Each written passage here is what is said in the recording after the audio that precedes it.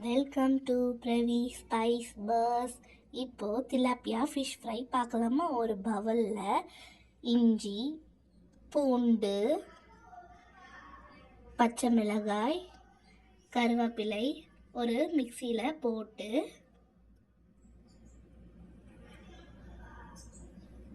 அதில் கொஞ்சம் சால்ட் போட்டு நல்லா மிக்சியில் அரைச்சி மைய எடுத்துக்கிட்டோம். ஒரு பிளேட்டில் Kashmiri chilli powder, coriander powder,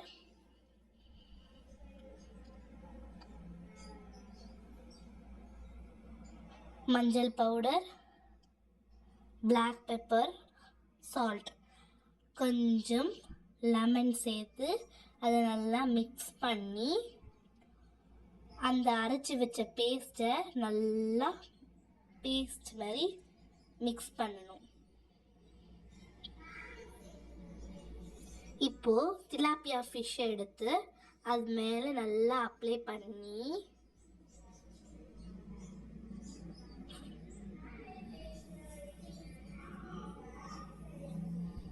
பண்ணி 2 hours மேரினேட் பண்ணோம். இப்போ ஒரு தவாவில் ஆயில் விட்டு அந்த திலாப்பியா ஃபிஷ் ஃப்ரையை வறுக்கணும்.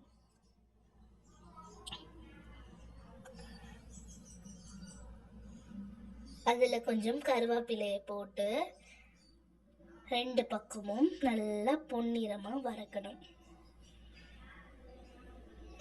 அது கொஞ்ச நேரம் குக் ஆகணும், ஒரு 10 minutesக்கு. இப்போது திலாப்பியா ஃபிஷ் ஃப்ரை ரெடி ஆயிடுச்சு.